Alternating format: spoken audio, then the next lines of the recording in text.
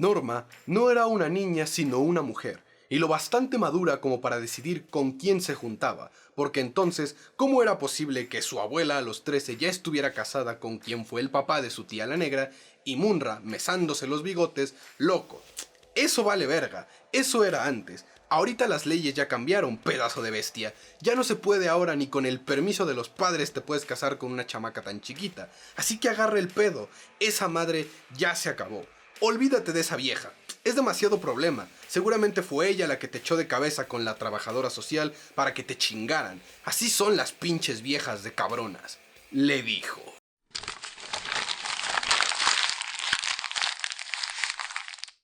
Creo que por la breve introducción ya se dieron cuenta de qué vamos a hablar el día de hoy, y efectivamente hablaremos de coloquialismos, regionalismos, modernismos, groserías y básicamente todo lo que no es lenguaje culto o lenguaje neutro o lenguaje elevado en el mundo de la literatura. Un tema que genera debate, que a algunos les gusta, a otros no, unos están de acuerdo, otros no.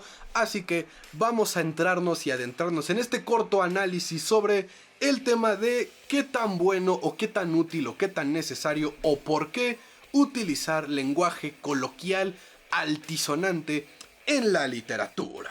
Pero antes de poder hablar de esa situación, tenemos que hablar de dónde comienza esta costumbre de meter, sobre todo en las novelas, lenguaje coloquial y regionalismos y modernismos y deformaciones del lenguaje propias de algunos lugares, zonas y grupos sociales, y por qué es más común en novelas de habla hispana que en novelas de habla inglesa o de otros idiomas, que no es que no ocurra, pero es más común en novelas de habla hispana. Bueno, empezando porque el español es el lenguaje que más se ha deformado después, yo creo, del latín. Porque no es lo mismo el español castellano, que es el que manejan en España, al español de México, al español de Argentina, al español de Venezuela. Y no hablo solamente de los acentos, hablo de muchas cosas. Estructura de las oraciones, calidad del lenguaje, regionalismos, modernismos, inclusive en groserías o en contracciones o en resúmenes o en abreviaciones lingüísticas.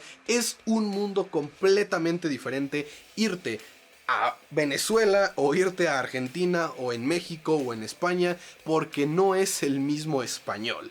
Todos nos podríamos entender, pero hay cosas que son tan particulares de un país por su cultura, por su historia, por su literatura, que hacen que sea completamente cultural y distinto el idioma español. Que de nuevo, no es como que no ocurra con el inglés o con el chino o con el francés, pero el español es tan rico en ese sentido que es en extremo variado en esos cambios. Entonces, ¿por qué en la literatura se populariza el uso de estas madres en lugar de un lenguaje neutral o un lenguaje que todos puedan entender? Pues por el boom latinoamericano. Como sabemos, en los 60s y en los 70s, mientras las grandes potencias estaban muy ocupadas midiéndose los penes a ver quién tenía las mejores bombas nucleares, en Latinoamérica y en países del tercer mundo empezaron las revoluciones sociales inspiradas por la polarización del capitalismo y del socialismo, y donde más pegó fue en los países de América Latina, gracias a que ocurrió la Revolución Cubana, único régimen socialista exitoso en toda Latinoamérica, porque vaya, en Europa y en Asia tenían a China, a Vietnam y a Rusia, vaya, 3 países que lograron ser socialistas y funcionaran o no funcionaran, por lo menos habían montado un precedente. Pero en América, el nuevo continente, la tierra de las oportunidades y su chingada madre, era capitalismo, era imperialismo, era gringo man, no había socialismo. El comunismo, el socialismo era lo peor, era lo que seguían los revoltosos. Y entonces los cubanos dicen chinguen a su madre, y Castro sube al poder y Cuba se vuelve socialista, y eso le dice a Latinoamérica, güey, sí hay opciones. Y comienzan las revoluciones sociales, las revueltas, se vuelve pública la inconformidad, y los conservadores se dan cuenta de que ya no pueden controlar al pueblo simple y sencillamente con decirles no lo hagan, y empiezan las represiones, los golpes de estado, los golpes militares, sube Pinochet, llegan los dictadores, la influencia de Estados Unidos, la masonería y todo ese desmadre.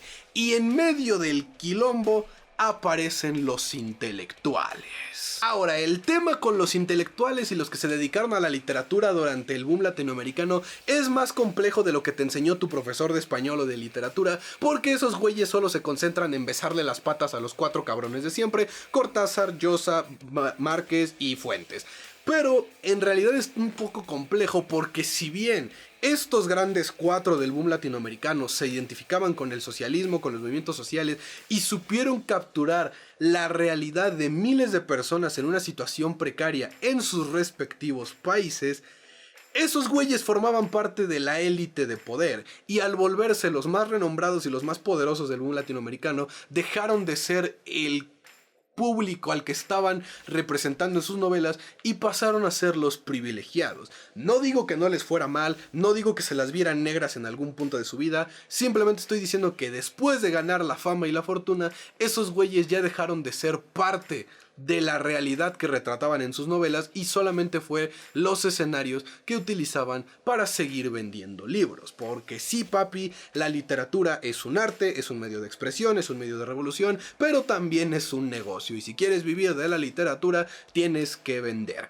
Algo que estos 4, que se volvieron los más populares, supieron a la perfección, y por eso llegó un punto en el que ya no eran los revolucionarios, ni los revoltosos, ni los grandes intelectuales que iban en contra del sistema, fueron güeyes que formaron parte del sistema. Por eso te digo que el tema de los grandes autores es un tanto complicado, pero al mismo tiempo nos logra explicar por qué se populariza el uso del lenguaje coloquial y altisonante y más de barrio en las novelas. Porque precisamente, además de que se buscaba retratar la realidad, denunciar los abusos y expresar la inconformidad general de una población que buscaba una revolución social, querían que fuera algo que las masas pudieran sentir propio.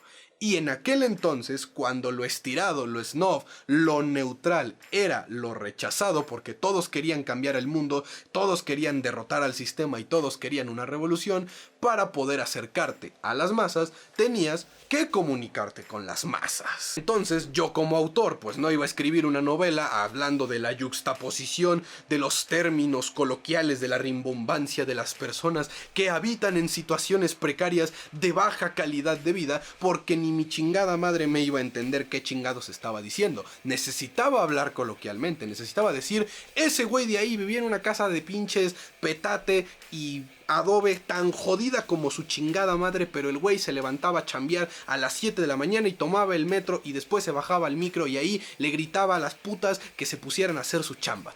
Era hablar como hablaban en los barrios, era hablar como hablaba la gente que iba de a pie, no como hablaban los ricos y los poderosos, porque de nuevo, mucha revolución, mucho cambiar el sistema, mucho quiero vencer al mundo, pero mucho quiero dinero y quiero vivir de mis libros. Y si quiero que los libros se vendan, necesito que la gente conecte con ellos. Quiero retratar la realidad lo mejor que pueda, pues no la puedo andar disfrazando con palabras bonitas ni con tomas sutiles. Necesito realidad, necesito crudeza, necesito comunicar. ¿Y cómo comunico? De la forma más cruda y real posible, haciéndolo de la forma más expresada como lo hace el resto del mundo.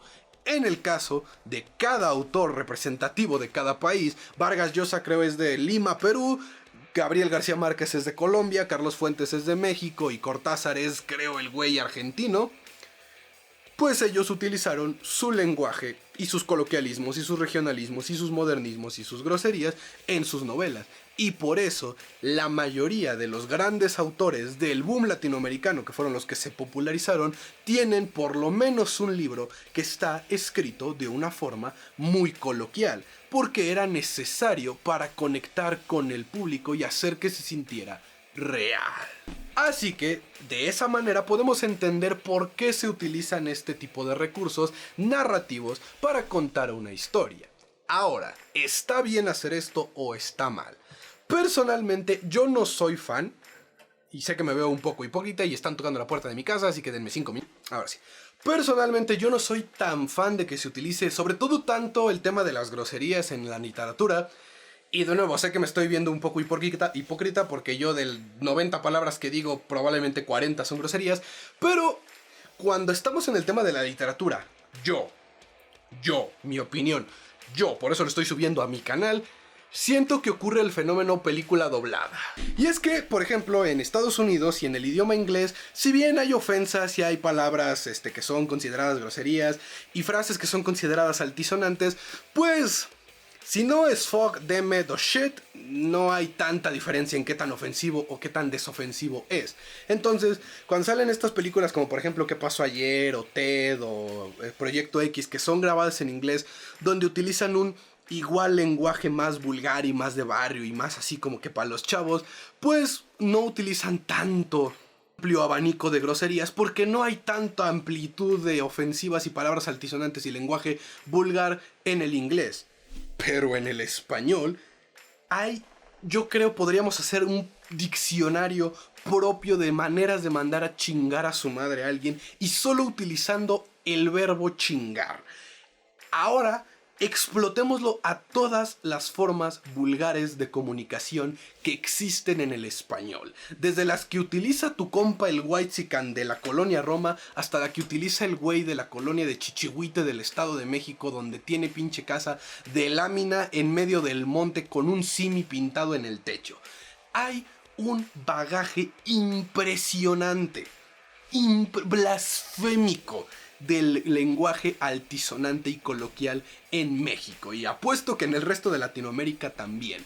Entonces, al utilizarlo en la literatura, se pierde el piso y se sobresatura. De nuevo, no es que no ocurra en la vida real, pero ya lo he dicho yo muchas veces cuando hago reseñas, si quisiera la realidad al 100% en lo que consumo, en lo que leo y en lo que veo, pues mejor me salgo a platicar con la gente, a ir a los barrios y a conocer personas en lugar de estarlo leyendo. O sea, yo sí soy un defensor de que sí, los libros, la literatura y el arte en general capturen la realidad, pero no la imiten al 100%. Tampoco que la maquillen o que la disfracen o que busquen hacer algo que no es. Pero si lo vas a poner, no necesita ser tan real en ese sentido, porque entonces lo sobresaturas. Que de nuevo pasa lo que pasa con las películas dobladas. ¿En Qué pasó ayer? O en Ted o en todas estas, cuando las ve uno dobladas al español, de 10 palabras que dicen, 9 son groserías, y de esas 9, 5 sobran porque las incluyen,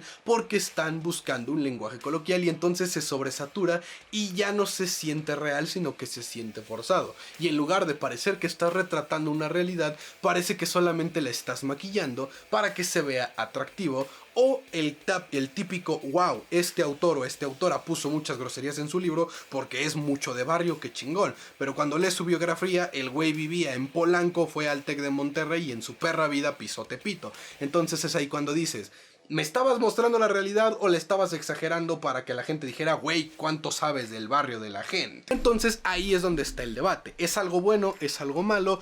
Yo por eso en TikTok pregunté y muchas personas dijeron una cosa muy importante, y es si al personaje que está utilizando esas palabras o la narrativa del narrador, valga la redundancia, tiene que ver con esas palabras. Por ejemplo, estamos hablando de la historia de personas en un barrio bajo, pues obviamente no van a hablar como güey educado en las lomas, pues tiene sentido. Pero si es nada más puesto así al azar o a lo pendejo, sin ningún orden aparente o sin ninguna estructura, es ahí cuando sobra. Entonces, como todo recurso narrativo, el uso del lenguaje coloquial y modernismos y groserías debe ser tratado con sumo cuidado, porque sí, la literatura es un arte y es libre de que cada quien la haga y la consuma como se le antoje, pero si quieres hacer las cosas bien, pues sí hay que seguir ciertos parámetros y aprender que no nada más poner las cosas por ponerlas va a ser una obra maestra. Y por eso el tema de utilizar ese recurso narrativo, algunos estarán de acuerdo y otros estarán en contra.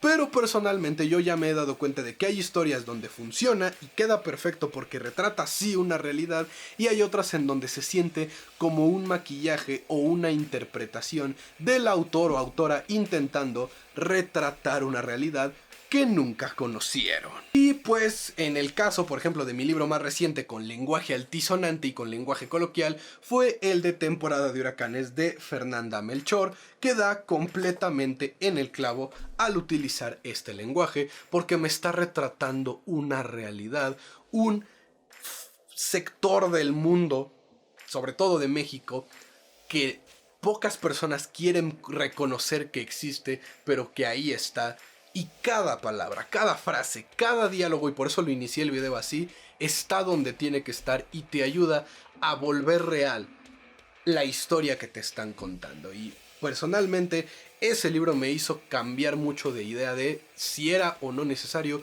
utilizar el lenguaje coloquial y modernismos en la literatura. Así que bueno, banda, eso sería todo en el video del día de hoy. Espero les haya gustado y les haya entretenido. Y si fue así, pues ya saben que me apoyan mucho suscribiéndose, compartiendo y dándole like para que lleguemos a más personas. Fragmentos de este video los voy a andar subiendo a TikTok porque ya descubrí una herramienta para fragmentar videos y todas esas. Así que pues ahí también nos estaremos viendo en las demás redes sociales y todas esas cosas que ustedes ya conocen. Por lo que, sin nada más que agregar, yo me despido, esperando que se cuiden mucho y que la fuerza los acompañe. Adiós.